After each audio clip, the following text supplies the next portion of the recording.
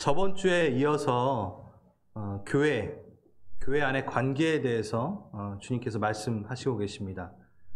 천국에서 가장 큰 자가 누구냐라고 제자들이 물어봤을 때 주님께서는 작은 자, 그리고 한 영혼 사랑하는 것, 그리고 지금 오늘 읽었던 것처럼 교회 안에서 범죄를 저지른 자에게 어떻게 대할 것인가, 그리고 아주 중요한 그리스도인에 대한 그리스도인의 용서에 대해서 오늘 말씀하고 계십니다. 15절, 16절, 17절 눈으로 보게 되면, 그쵸? 형제가 죄를 범하면 어떻게 할까? 그 사람과 너와 상대하며 권고하라. 만일 들으면 내가 내 형제를 얻는 것이요 라고 하면서 오늘 본문 시작됩니다. 오늘 말씀 전하기 전에 앞에 부분에 저는 이 부분을 꼭 말씀드리고 가고 싶습니다. 주님은 우리를 있는 그대로 사랑하십니다. 아멘. 우리를 있는 그대로 사랑하십니다. 그러나 우리를 그대로 그냥 두지는 않으십니다. 왜냐하면 우리가 자신을 닮아가는 변화가 있기를 원하시기 때문이죠. 그래서 가만두지는 않으세요. 있는 그대로 사랑하시지만, 하지만 그렇다고 변화의 속도, 성과에 따라 차별적으로 사랑하지는 않으십니다. 변화가 목적일 때 변화는 일어나지 않는다는 것을 아시기 때문이죠. 사랑이 목적일 때만이 변화가 일어난다는 걸 알기 때문에 우리 주님은 그렇게 우리를 사랑으로 대하시고 계십니다. 그래서 우리를 처음부터 끝까지 사랑하시죠. 요 컨셉, 요 진리를 갖고 오늘 말씀을 들어야 될 것 같습니다. 자, 범죄한 자, 우리 공동체 안에든 그리스도 안의 관계 가운데든 범죄하는 자, 계속해서 실수를 범하고 나를 아프게 할 수도 있고 공동체를 아프게 할 수 있는 이러한 일들이 발생되어지는 일들, 그때 제일 먼저 뭐라고 하냐면요, 그에게 직접 가서 말해야 한다라고 합니다. 직접 권고하라, 대면하라.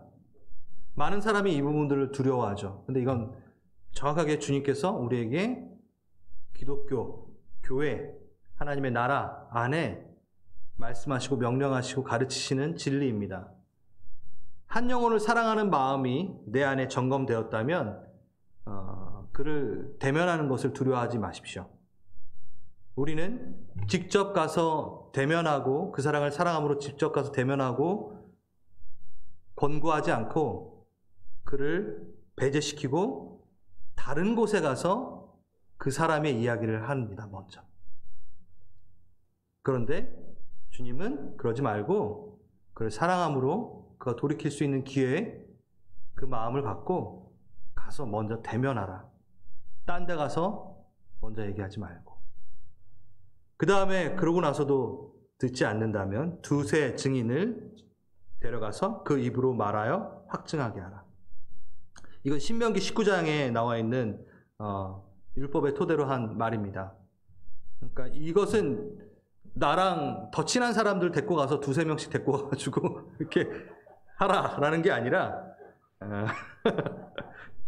닫힌 문 뒤에서 수행하지 말고 열린 문에서 아주 공정하게 그것을 대하라. 객관적 입장 안에서 함께 이야기하라 라는 겁니다. 증인을 세워라 라는 거죠. 그래서 이거는 열린 문 앞에서 수행하라. 빛 가운데 갖고 와서 수행하라 라는 이야기입니다.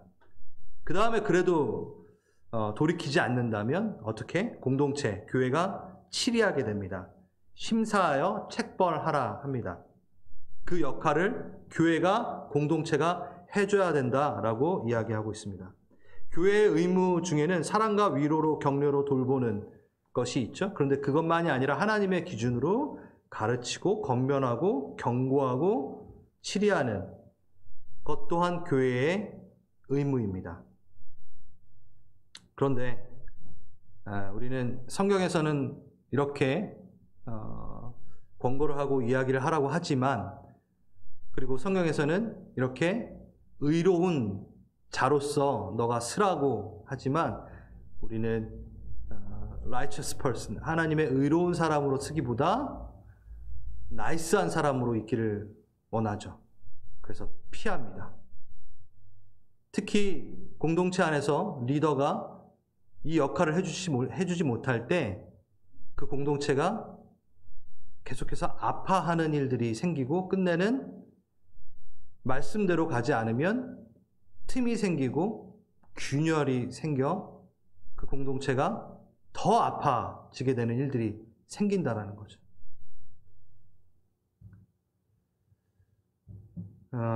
보네포는 이렇게 얘기했습니다. 오늘 좀 명언을 많이 얘기할 거예요. 왜냐하면 오늘 나오는 명언들은 다 제 성경책 앞에 포스트잇에 적혀 있는 겁니다. 제가 이렇게 리더로 이렇게 지내는 일들이 많았는데 저에게 명심하라고 저희가 적어 놓은 거였어요. 다른 사람이 죄를 짓도록 방치하는 관대함보다 더 잔인한 행위는 없다. 죄를 뉘우치고 믿음의 공동체로 되돌아오게 만들어야 한다. 이보다 더 큰 자비는 없다. 네. 그러니까 누군가로 오해가 쌓여가고 골마가고 있는데 그냥 관대함으로 놔둬요. 그럼 그 사람은 그냥 죄 가운데 계속 거하고 공동체에서 계속 밀려나겠죠. 가십거리가 되겠죠. 그냥 그걸 방치하는 것은 관대한 게 아니다. 그건 제일 잔인한 거다라고 얘기하는 겁니다. 그리고 이렇게 얘기합니다. A.W. 토저가 하나님의 말씀을 먼저 듣지 않고서는 그 누구도 남에게 충고할 권리가 없다. 아주 중요하죠, 이것도. 내가 그 말씀 앞에 서서 나를 점검하지 않은 채 남의 들보만을 보고 계속 얘기를 한다면 그것 또한 잘못됐다라는 이야기입니다. 그래서 우리는 분쟁 관계에 있을 때, 사람을 대할 때, 또 교회 안에 반복적인 죄를 범하는 자들에게 아주 태도를 분명히 해야 됩니다. 어떻게? 그 사람을 단지 골칫거리로 여기는 것이 아니라 자비의 마음으로 먼저 다가가야 된다는 것. 그래서 저 성경 앞에는 이렇게 써 있습니다. 친절하라. 너가 만나는 사람마다 모두 죄와의 치열한 싸움을 싸우고 있기 때문이다. 웨렌 위어스비가 이렇게 말했어요. 오늘 제가 많이 쓴다 그랬죠. 그러니까 왜냐하면 제가 목회자로서 또 어떠한 곳에서의 성경 리더로, 선교 또 리더로, DTS 학교장으로 있으면서 저를 이렇게 계속 다듬어야 되는 부분들이 많았어요. 그때 친절하라. 승호야, 친절해라. 너가 지금 말하려고 하는 그 대상은, 권면하려고 하는 대상은 죄와 치열한 싸움을 싸우고 있는 사람이야. 그거를 인정하고 그를 사랑하고 그 다음 가서 친절히 그것을 이야기하라. 누군가를 우리가 만난다면 그 사람의 일생을 만난다고 제가 저번 주에 얘기했죠. 시를 딱 한번 읽으면서 그 과거를 받아들이면서 이야기하는 거죠. 그래서 많은 사람들은 그 자라온 환경과 가치 형성 가운데 반복되는 실수, 죄를 범하는 것들에 대해서 자신이 인식하지 못하고 있을 때가 상당히 많아요. 그렇기 때문에 우리는 친절하게 이야기해 줘야 됩니다. 일부러 막 그러는 것이 아니기 때문에. 일부러 그럴 수도 있겠지만 대부분 일부러 그러는 게 아니라요. 그 사람이 살아온 그 방식들이, 그 가치들이 잘못 형성이 되어서 계속 그게 나오는 거라는 거죠. 그래서 아주 중요한 겁니다. 이제 무엇보다 15절, 16절, 17절 보면은 우리가 읽었던 요 앞절을 보면은 4번이나 반복하는 게 있어요. 그러면 뭐냐면 들으면 너 형제가 그걸 들으면 형제를 얻을 것이니까 그러니까 들으면, 그 다음에 듣지 않으면 이렇게 계속 나와요. 그러니까 우리가 정말 신경 써요. 그가 들을 수 있는 부드러운 마음을 가질 수 있도록 기도하고 만나야 됩니다. 그러니까 들을 수 있도록. 들으면 되는 거예요. 그 사람이. 그래서 그가 돌이키는 마음이 일어나도록 기도하고 만나야 됩니다. 자, 기도하고 만나야 합니다. 그러니까 18절 19절에 이렇게 얘기합니다. 진실로 너희에게 이르노니 무엇이든 너희가 땅에서 매면 하늘에서 매일 것이요 무엇이든 땅에서 풀면 하늘에서 풀리라. 여러분 이거 어디서 들었죠? 마태복음 앞에 16장에서 교회에 대한 부분 얘기할 때 나왔던 거예요. 그러니까 교회가 해야 되는 역할은 계속해서 하나님과의 그 통로 가운데 있어야 된다. 진실로 너에게 이르노니 너희 중에 두 사람이 땅에서 합심하여 무엇을 구하면 하늘에 계신 내 아버지가 그들을 위하여 이루게 하시리라. 한마디로 해서 기도하고 만나라 라는 겁니다. 이거는 기도의 문제다라고 또 얘기하는 거예요. 이러한 일들이 진행되는 과정 가운데 분명히 기도를 채워서 만나야 된다. 그냥 막 흥분해가지고 그냥 기분 나빠가지고 만나는 게 아니라 네 감정대로 만나는 게 아니라 하나님 앞에 가져가서 계속 기도를 채워보고 그 다음에 만나라 라고 하는 거예요. 왜냐하면 이런 일들은 대부분 그냥 감정 섞인 그런 일들보다는 사단이 노략질하기 위해서 관계를 깨트리기 위해서 공동체를 깨트리기 위해서 만들어 놓은 함정일 수도 있기 때문이다 라는 거죠. 그러니까 이거는 영적인 일이다 라는 거예요. 그 다음에 20절 이렇게 마무리합니다. 두세 사람이 내 이름으로 모인 곳에는 나도 그들 중에 있느니라. 여러분 너무 유명한 구절이죠. 그래서 우리는 이 구절을 일반적으로 기도 응답이나 하나님의 임재에 대한 약속의 내용을 사용할 때 많이 써요. 엄밀히 따지자면 그 파트는 아닙니다. 써도 문제가 될 건 없어요. 왜냐면 두 사람이 모인 가운데 당연히 하나님 계시니까. 근데 한 명만 있으면 주님 안 모이시나요? 안 오시나요? 두 명 있으면 숫자로 그렇게 한다는 게 아니라 이거는 마태복음에만 나오는 내용이에요. 솔직히. 그러니까 유대인들이 갖고 있는 관념이 있을 거 아니에요. 두세 사람, 증인. 그러니까 두세 사람이 있어야지만 증인이 된다라는 그 관념 가운데 이 부분을 같이 얘기해 주는 거죠. 마태복음은 유대인, 그리스도인들에게 먼저 쓰여졌던 거니까. 유대인들은요, 10사람이 함께 앉아 토라에 전념하게 되면 쉐카이나 영광, 쉐키나 거주하시는 영광이 임한다고 알고 있어요. 10명. 그렇죠? 이거 많이 얘기했죠? 회당도 10명이 되니까. 그런데 지금 뭐냐면 두세 사람만 있어도 내가 임한다. 내 이름으로 예수 그리스도가 임한다. 라는 건요. 하늘에서 이 교회, 이 모임, 이 두세 사람의 모임 증인을 인정해 준다라고 얘기하는 거예요. 그래서 격려가 되는 거죠. 아, 내가 기도로서 하나님 앞에 나아가고 예수 그리스도의 이름으로 있다면 그 10명 모이기까지가 아니라 유대인들의 그 회당 중심의 그 문화 가운데 우리를 격려해 주는 거죠. 교회가 그 역할을 할 수 있다. 교회가 그만큼 대단한 곳이다 라고 격려하는 이야기입니다. 그래서 공동체 안에 범죄가 이루어지는 그것을 다루어지는 상황 가운데 교회의 결정에 하나님의 권위를 실어주는 내용이죠. 그러면서 이제 용서에 대한 이야기가 나옵니다. 제가 지난주에 우리 하나님 나라와 교회의 관계를 좀 얘기하고 시작을 했었잖아요. 교회를 하나님 나라로 착각을 해버리면, 완성된 하나님 나라로 그냥 생각을 해버리면 좀 이어지지 않는 위험한 부분들이 있다라고 말씀을 드렸죠. 교회는 완성을 향해 나아가는, 훈련하는 곳이지 완성된 천국은 아닙니다. 근데 그 두 가지를 완전히 이렇게 섞어버리면 그 안에, 교회 안에는 뭐가 있어야 되죠? 완전성만 있어야 되기 때문에 용서와 용납이 없어져 버려요. 왜 완전하지 않니? 교회야, 왜 완전하지 않니? 라고 우리가 서로 남의 들보만 보게 되는 거죠.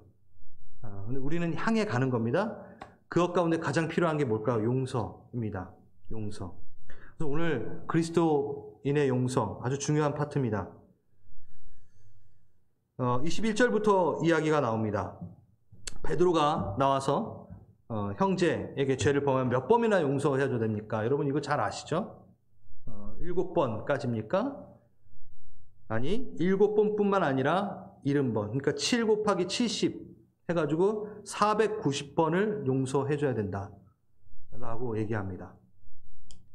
그래서 우리가 490번을 세라고 하는 게 아니라 490번 너 이제 491번째네 그리고 이렇게 하라고 주님이 말씀하신 게 아니에요. 이거는 수학적인 문제가 아니라 영적인 문제라고 말씀하시는 거예요. 끊임없이 용서해야 되는 문제다. 너 이거 숫자 세고 있지 마라 라는 얘기예요. 완전수 곱하기 10 이렇게 되니까. 왜냐하면 랍비들은요 3번 용서하면 참으면 충분하다라고 가르쳤기 때문에 베드로는 거기에 인심 더 써서 7번을 얘기한 거였어요. 근데 아니었네요. 베드로가 제자들이랑 같이 다니면서 얼마나 이렇게 부딪힘이 많았겠어요. 그렇죠? 서로 제자들끼리. 그러면서 예수님은 이렇게 말씀하십니다. 하나의 이야기를 꺼내십니다. 그러므로 천국은 그 종들과 결산하려 하던 어떤 임금과 같으니 하면서 이야기를 시작하세요. 이 이야기 우리 너무 잘 알잖아요. 1만 달란트 빚진 자가 1만 달란트가 지금 돈으로 환산하면 3조예요. 예. 임금한테 3조, 국책 사업에 뭔가를 잘못해가지고 3조를 빚졌나 봐요. 뭐 대단한 사람인 것 같아요. 근데 그 종이, 그 주인이 불쌍히 여겨 놓아줍니다. 빚을 탕감해요. 3조를. 야, 대단하죠? 바로 그분이 예수님이에요. 지금 우리를 보면. 탕감해줘요. 근데 그 탕감받은 자가 잡혀있다가 나오자마자, 그 용서함 받자마자 자기에게 100데나리온 빚진 자를 만납니다. 그게 300만 원에서 500만 원. 빚진 자를 멱살을 잡고 너 안 갚어! 그러면서 옥에 넣어버려요. 그러니까 그걸 보고 그 왕이 야 너는 내가 3조를 탕감해줬는데 너는 너에게 300만 원, 500만 원 차이가 엄청나냐. 그 빚진 자를 용서치 않고 옥에 집어넣느냐? 너가 다시 옥으로 들어갈 것이다 라고 하는 내용이죠. 주님께서는 용서에 관한 이슈를 우리가 생각하는 것보다 훨씬 더 비중 있게 다루고 계세요. 성경에서 보면. 한번 보겠습니다. 주기도문 안에 들어가는 내용. 여러분 잘 알잖아요. 그렇죠? 주기도문은 엑기스입니다. 엑기스. 주님께서 이렇게 기도하라. 내가 이렇게 기도했으니까 너가 가르쳐줄게. 정말 기도할 내용도 많고 제목들이 많은데 그 중에 엑기스 중에 엑기스를 얘기하시는데 거기에 뭐가 들어있죠? 우리가 우리에게 죄진 자를 사하여 준 것 같이 우리 죄를 사하여 주옵소서. 이 용서에 대한 부분을 넣으십니다.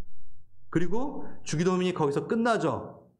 되게 나라 건세와 영광의 아버지께 영원히 싸움나이다. 아멘 하면서 14절에 뭐가 나오는지 아세요? 읽어드릴게요. 너희가 사람의 잘못을 용서하면 너희 하늘 아버지께서도 너희 잘못을 용서하시려니와 너희가 사람의 잘못을 용서하지 아니하면 너희 아버지께서도 너희 잘못을 용서하지 아니하시리라. 한 번 더 설명을 하세요. 13절에 주기도문 얘기하고 끝나고 또 한 번 얘기해서 그만큼 하나님, 예수님이 비중 있게 다루고 계신 겁니다. 왜 그렇게 비중 있게 다루시는가를 오늘 얘기를 할 겁니다. 여러분 귀를 쫑긋하고 들어주십시오. 먼저 이 명령은요, 세상 사람들에게 준 명령은 아니에요. 그리스도인에게 준 명령이에요. 그러니까 그리스도인이 누릴 수 있는, 그리고 그리스도인만이 할 수 있는 거라는 겁니다. 용서의 이슈는요, 이렇게 용서하는 건요, 솔직히 세상 사람들이 이해 못하고 잘 못해요. 그리스도인들이 할 수 있는 겁니다. 그러면 그리스도인이라는 것은 예수를 주로 시인한 자들이잖아요. 예수님이 명령을 하셨어요. 그래서 용서의 이슈는 첫 번째, 감정의 문제라기보다 주권의 문제로 인식해야 됩니다. 그러니까, 나는 아직 용서할 마음이 안 생겼어요. 전 아직도 화가 나요. 이 이슈보다는 하나님이 하라고 했기 때문에 그것을 하는 이슈로 먼저 가져가야 된다는 거예요. 기분 나쁘세요? 아니죠? 주님이 여러분 주인이십니다. 그래서 주인이 이렇게 해 라고 하면 돼요. 오늘 솔직히 설교 끝났어요. 그렇게 하면 돼요. 이렇게 하면 돼요. 근데 좀 더 설명을 해드릴게요. 바울은 누가 주인인지 주종 관계가 확실한 사람이었어요. 바울이 맨 처음에 자신을 표현할 때 사도 중에 누구? 사도된 바울 막 이렇게 얘기하다가 서신서가 점점점 진행되고 나중에 쓴 서신서에는 어떻게 되냐면 그리스도의 종된 바울 다 이렇게 나와요. 그러니까 하나님과의 그 주종 관계가 분명한 사람이죠. 자녀, 신부 다 누리지만 그러나 여전히 내가 종으로 섬겨야 될, 주인으로 섬겨야 될 내가 종된 관계를 아는 거죠. 그 바울이 이렇게 얘기합니다. 야고보서 4장 12절 입법자와 재판관은 오직 한 분이시니 능히 구원하기도 하시며 멸하시기도 하시느니라. 너는 누구이기에 이웃을 판단하느냐. 고린도후서 2장 10절 내가 용서한 경우가 있다면 그것은 그리스도 앞에서 여러분을 위하여 용서한 것입니다. 분명해요. 바울은 누군가를 용서하는 것에 그리스도 앞에서 용서한다고 얘기하는 거예요. 왜? 내 주인 앞에서 주인이 아낌없이 용서라고 했기 때문에 난 용서한다. 그러니까 감정의 어떤 이슈보다 하나님 앞에서 내가 그 명령을 수행하는 이슈로 받아들인 거예요. 멋있죠? 네. 근데 왜 이러한 확신이 있었을까요? 바울은 알았어요. 그렇게 내가 용서를 할 때, 주님의 명령을 따를 때 내가 용서하지 않음보다 훨씬 많은 걸 누릴 수 있다는 것을 알고 있기 때문에. 바울 똑똑하거든요. 우리보다 좀 똑똑하죠? 바울은 알고 있었어요. 그게 뭔지 보겠습니다. 바울은요, 하나님께서 나에게 명령을 주신 것은 어느 것 하나도 하나님 자신을 위한 것이 아닌 나를 위한 것이 대부분이 그분의 명령이라는 걸 알고 있어요. 하나님이 나에게 이렇게 하라고 한 것은 하나님께 이득되는 것들이 아니라 나에게 이득되는 것들이라는 것을 알고 있었다는 거죠. 아비가 자녀에게 친밀하게 얘기하는 그것들. 그러니 용서하라고 한 거는 억울한 게 아니라는 거예요. 분명한 이득이 있다라는 거예요. 용서의 명령은요, 주님이 우리에게 복 주시려는 의도가 너무나 크게 나오는 겁니다. 다시 세상 사람들에게 준 명령이 아니에요. 그리스도인에게 준 명령이에요. 분명히 자녀가 누리길 원하시는 복이 담겨져 있는 겁니다. 주님은 내가 해를 입는 것을 싫어하십니다. 내가 억울하고 내가 아픈 거를 싫어하시는 분이에요. 근데 그렇게 방치하시겠어요? 그렇지 않아요. 내가 용서할 때는 어떤 일이 생기냐면 하나님이 내가 누리기를 원하는 어떤 그 기준의 삶을 살게끔 하십니다. 근데 우리가 용서치 않으면 하나님이 원하시는 어떤 기준의 이하의 삶을 살게 되는 가슴 아픈 일이 생겨요. 그러니까 예수님이 계속해서 용서하라 라고 얘기합니다. 여러분, 중요하죠? 여러분의 삶이 하나님이 생각하시는 그 기준, 여러분의 가정이 하나님이 생각하시고 계획하신 그 기준의 삶을 살아가기를 너무나 원하시는데 그것이 용서하고 연결이 분명히 되어 있다라는 거예요. 계속 진행하면 이해가 되실 겁니다. 용서하지 않으면 용서하지 못하는 것 때문에 오히려 본인이 엉망이 됩니다. 망가지게 됩니다. 해결하지 않는 분노와 불만, 용서치 않음으로 본인이 묶여지게 돼 있습니다. 그게 영적인 일이에요. 영적인 법칙이에요. 그 안에 갇혀 살게 돼요. 자신을 파멸하게 됩니다. 여러분, 영화 많이 보면은 이제, 그쵸, 칼을 갈면서 내가 부모의 원수를 하면서 그 사람이 행복해 보이나요? 아니죠. 맨날 칼 갈고 있어야 되잖아요. 즐거움이 없어요. 그러니까 그게 묶인다라는 거죠. 그게 바로 주인이 노하여 그 빛을 다 갚도록 그들을 옥졸에 넘기느니라 라는 거예요. 그렇게 표현된 거예요. 옥졸에 넘긴다고 34절에 나와 있잖아요. 옥졸에 넘긴다는 건 갇혀버린다라는 거예요. 어딘가에 묶여 있다라는 거예요. 용서치 않음에 따른 분노에 묶여 죄를 낳게 되고 그리고 그것은 사단의 뜰, 사단의 노름판에 묶여 있게 되는 거죠. 분노, 용서치 않음, 화, 불만, 그것은 사단이 먹는 음식입니다. 그렇기 때문에 그거를 계속 내가 발휘하고 있을 때는 우리가 사단에 묶여 있게 되는 일들이 계속 생기는 거죠. 에베소서 4장 26절, 27절 분을 내어도 죄를 짓지 말며. 야, 분은 날 수 있어. 근데 죄를 짓지 마. 해가 지도록 분을 품지 말아라. 그러니까 해가 지도록 분을 계속 갖고 있으면 죄를 짓게 돼버리는 거야. 분이 일어날 수 있어. 하지만 빨리 그걸 해결해. 그걸 품지 말어. 분을 품고 있으면 어떻게 된다? 죄를 짓게 되고 27절 마귀에게 틈을 주지 말라. 마귀의 틈을 주는 거예요. 성경 얘기하는 겁니다, 지금. 마귀의 틈은요, 토포스라는 단어인데요. 마귀에게 거주하는 장소를 주지 마라. 그러니까 너의 영혼에, 너의 마음에 분을 갖고 용서치 않음, 그것을 떨어내지 않음으로 인하여 계속 갖고 있어서 죄를 짓게 되고 계속해서 화를 갖고 있게 되면은 마귀가 그거를 틈타서 거기서 논다라는 거야. 그래서 그곳에 마귀의 운동장이 되는 거죠. 내 마음에 마귀의 운동장을 이렇게 개최해 주는 거야. 놀아라. 나의 분노와 나의 화 속에서 마귀야 놀아라. 그럼 마귀가 친해지겠죠. 마귀에게 틈을 주지 말라. 그래서 고린도후서 2장 10절 내가 용서한 경우 바울이 이렇게 얘기합니다. 내가 용서를 했다면 그리스도 앞에서 용서한 것이고 그렇게 하여 우리가 사탄에 속아 넘어가지 않으려 하였습니다. 우리는 사탄의 속셈을 모르는 것이 아닙니다. 라고 바울이 얘기해요. 네, 대단하죠.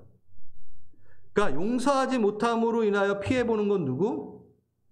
자신이에요. 본인이에요. 여러분 성도님들 용서하지 않아 사단의 뜰을 여러분의 마음에 놓지 말아주시기 바랍니다. 노름판에 묶이지 않길 바랍니다. 용서치 못할 정도의 그 사건에 대해서 주님은 아시고 함께 아파하십니다. 주님이 그 마음 아세요. 당연히 아세요. 그런데 거기에 묶여 있지 마십시오. 풀어내시고 아낌없이 용서하고 주님 앞에 던져버리십시오. 주님이 하십시오. 주님이 해결하십시오. 라고 던지는 겁니다. 보세요. 1만 달란트 빚진 자처럼 용서가 주는 자유를 누리지 못하는 사람들이 있어요. 다시 묶이잖아요. 자유를 얻었는데 다시 묶여버려요. 용서하지 않았으니까. 거기엔 원인이 있습니다. 무슨 원인? 용서받았음에도 용서하지 않았다라는 원인이 있는 거예요. 내가 주께로 용서받음으로 내가 생명을 얻고 살아가고 있는데 내가 누군가를 용서치 않으면 지금 1만 달란트 빚진 자처럼 똑같은 행동을 한 거죠. 그래서 자유를 뺏겨버리는 일들이 된다라는 거예요.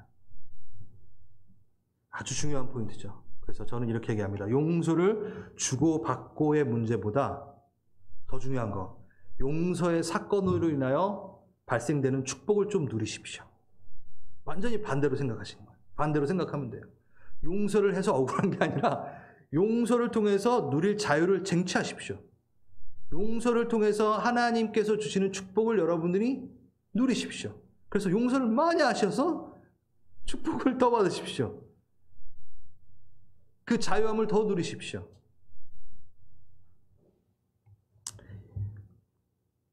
용서가 주는 자유를 누리지 못할 때 마귀에게 틈을 계속 내어주는 자는 마지막에 어떻게 될까요? 지독한 영혼의 파괴자 마귀의 손에 아주 가까이 있는 거고 분노와 질투, 시기, 옛사람 안에 묶여 거기에 갇혀 살게 되고 용서치 않는 영, 화해하지 않는 영, 마귀의 영, 사단의 영에 묶여 결정적으로 용서하시는 영, 예수와 멀어지게 됩니다. 예수와 멀어지게 돼요. 왜? 골고다 언덕의 십자가 위에서 극심한 고통 가운데도 용서하시는 예수님의 마음. 아버지, 저들의 죄를 용서하여 주시옵소서. 자기들이 하는 것을 알지 못합니다. 용서의 영과 함께 그를 따라 걸어갈 때 우리는 예수님의 십자가의 의미를 깨달을 수 있습니다. 하지만 용서의 삶을 살지 않을 때는 단절이 돼요. 그래서 예수님의 길, 예수님의 성품, 예수님의 의도, 예수님의 끌고 가심, 예수님의 명령과 점점 더 멀어지게 돼 있어요.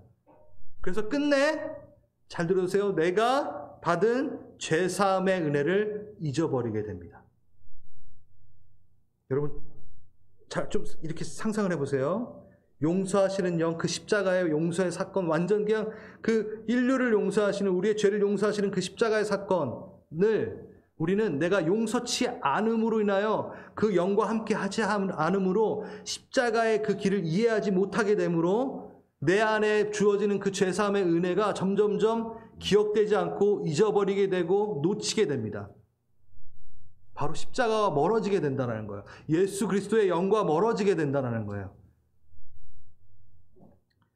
그의 용서를 이해하지 못하게 되고 받아들이지 못하게 돼요. 용서의 자유함을 누리지 못해요.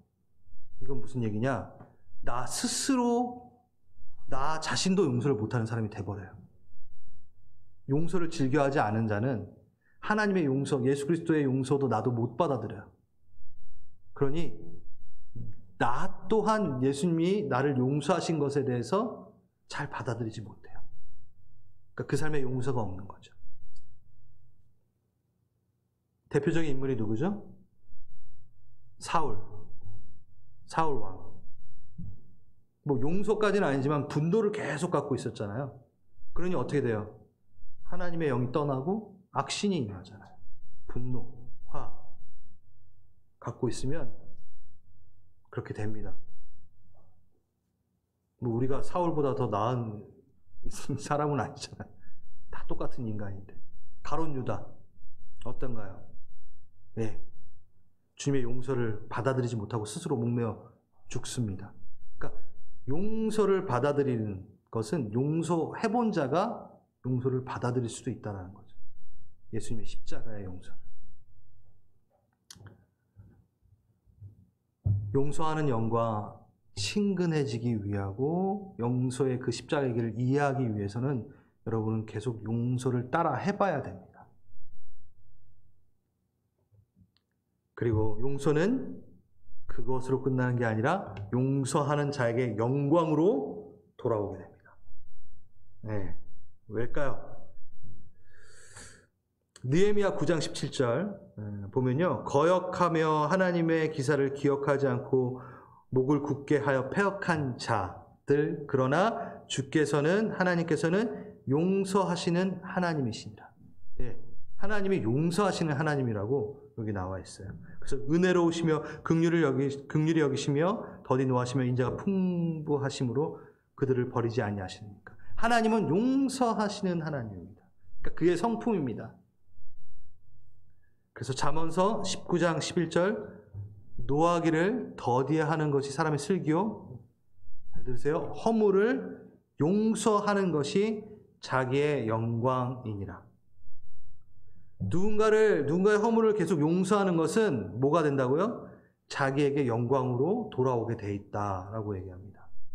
자, 이게 무슨 얘기인가? 앞에 지금 제가 얘기했던 거랑 똑같아요. 그 예수의 그리스도의 용서의 영, 하나님, 용서하시는 하나님, 그 하나님을 따라가서 계속 용서하다 보면은 그 용서가 영광으로 바뀐다. 뭐요? 예수 그리스도와 하나님과 더 친밀해진다는 거예요. 그의 영광이 나에게 전달된다는 거예요.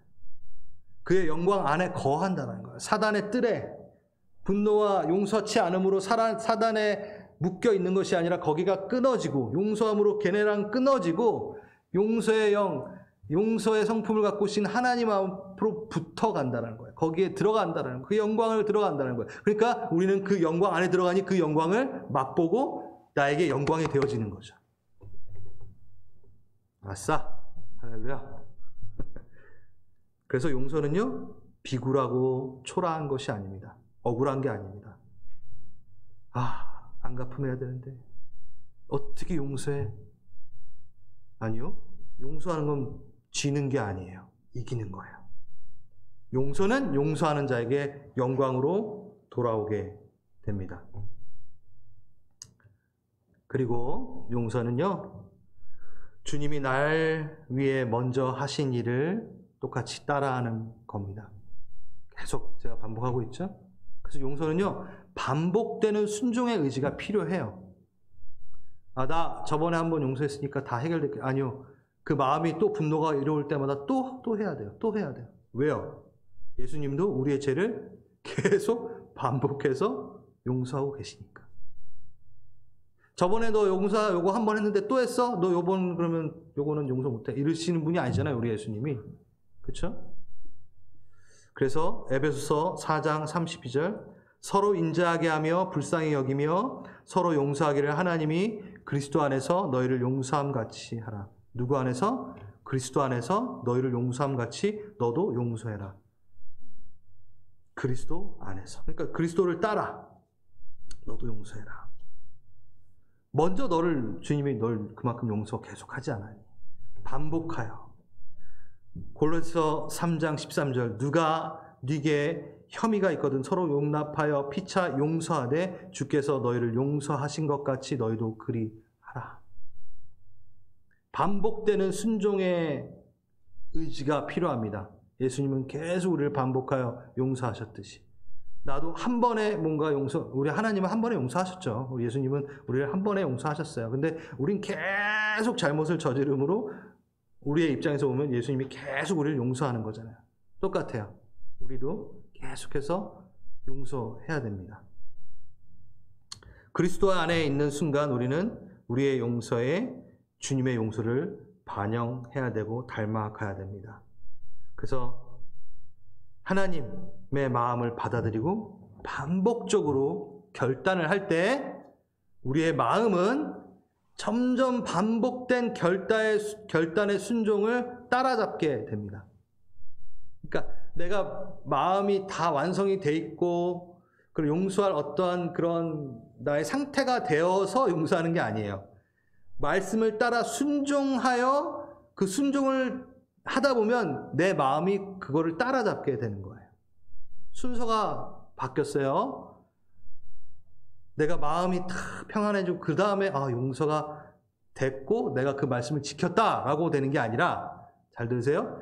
그 말씀을 따라 순종하겠다고 걷는 그 길에 계속해서 용서하고 내 마음은 따라가지 않는데 계속 그것을 하다 보면 이 결단 가운데 내 마음이 따라간다라는 거죠.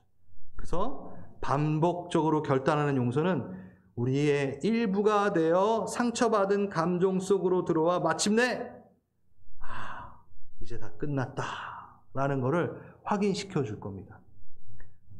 그 타이밍이 여러분이 영으로 알 수 있어요. 내가 반복적으로 순종하여 용서하였더니 상황과 모든 것들에 대해서 하나님께서 이기시고 내 마음 또한 용서의 마음으로 이끄셔서 완성되었다. 내가 자유하였다라는 영적인 감각, 영적인 그 순간이 분명히 있다라는 겁니다. 쟁취하십시오. 누리십시오. 그래서 여러분의 영광으로 그것이 돌려지는, 여러분의 복으로 돌려지는 일들을 가지시기 바랍니다. 마지막으로 용서에 대한 그 한국 한자어가 좋더라고요. 그래서 한번 보겠습니다. 용서가요, 얼굴 용자를 써요. 얼굴 용. 용인데 그 용이 이런 용이 아니라 얼굴 용이래요. 그래서 사람의 신체 중에 얼굴은 눈, 코, 입, 귀, 표정 가장 많은 것을 담고 있다 해서 얼굴용. 그래서 용량, 내 용 할 때 그 용이래요. 저도 요번에 알았어요. 그러니까 용량 할 때 이렇게 거기에 담긴 걸 말하잖아요. 내용도 그 내용이잖아요. 그 담긴 내용을 말하는 거잖아요. 그 용이에요. 그래서 얼굴용인데 얼굴에 많은 걸 담고 있기 때문에 얼굴 용자를 쓴 거예요. 그래서 그거를 용서에 쓴 거예요. 그러니까 무슨 얘기냐면 받아들이다, 담아내다 라는 게 바로 용자인데 그 다음에 용서할 서를 써요. 그래서 여자와 마음 십자가 합쳐져 가지고 거기에 이제 상대방의 입장에 서서 서 있는 거. 자, 그래서 그냥 너무 어렵죠? 제가 그냥 얘기할게요. 상대방의 입장에 서서 마음을 같이하여 그 얼굴을 받아들이는 거. 그게 용서래요. 그러니까 용서가 된 사람은 얼굴 봐도 받아들일 수 있잖아요. 그의 표정과 그의 눈과 그의 입 모든 것을 받아들일 수 있잖아요. 그래서 용서는 그 얼굴을 여러분, 얼굴을 보면 그 사람의 인생이 보인다고 하죠. 그렇죠? 그래서 나이가 들수록 이렇게 얼굴이 이제 인생을 보여준다라고 얘기해요. 제가 그 시에 꽂혀가지고 계속 얘기를 하는데 예, 방문객이라는 그 시. 예. 사람이 온다라는 것은 실로 어마어마한 일이다. 그는 그의 과거와 현재와 그리고 미래와 함께 오기 때문이다. 그래서 한 사람의 일생이 나에게 오는 것은 어마어마한 일이다. 그래서 우리가 한 영혼을 사랑하는 마음을 우리가 좀 갖자고 저번 주에 얘기했잖아요. 동일합니다. 어떤 누군가가 나에게 계속해서 힘들게 하고 용서해야 될 일들이 생기고 그럴 수 있어요. 교회 안에 아니면 또 세상 가운데. 근데 이거죠. 먼저 첫 번째, 너무 이해하기 힘들고 너무 어렵더라도 그의 과거 그리고 현재 미래까지 받아들이는 거예요. 첫 번째, 그의 과거. 그가 그렇게 반응할 수밖에 없었던 그의 삶의 것까지 내가 이해해주고 받아들여줘 보는 거죠. 그렇다고 다 이해되고 다 받아들이니까 힘들어요. 어려워요. 하지만 하나님이 한 영혼을 한번 사랑해보라라고 하신 또 다른 그 99마리와 한 마리의 양의 또 그거를 또 기억하시면서 받아들이는 거죠. 그리고 사랑으로, 기도함으로 권면도 해야죠. 잘라내는 게 아니라 권면도 해야죠. 그래서 그 용서함으로 그 자유함, 내게 생겨지는 그 자유함을 내가 누리고 그 자유함을 통하여 하나님의 영광을 맛보는 거죠. 그래서 용서는 하나님의 영광을 가져가게 하는 이 일들. 사단의 노름판에 끊겨지는. 틈 주지 마십시오. 사단에게 계속 사단에게 틈 주면요, 어느 순간 넘어집니다. 그리고 여러분, 하나의 어떤 가족과의, 가정과의, 아니면 누군가와의 용서가 계속되고 있지 않으면요, 어떠한 이슈가 터질 때 항상 그게 큰 일로 작용되어서 나를 압박하게 하고 나를 불행하게 만드는 일들이 생깁니다. 그걸 예로 들면은 저의 치부와 누군가의 치부가 너무 드러나기 때문에 얘는 못 들읍니다. 네, 여러분 다 아실 거예요. 네. 그래서 우리가 좀 함께 기도했으면 좋겠습니다. 네. 여러분,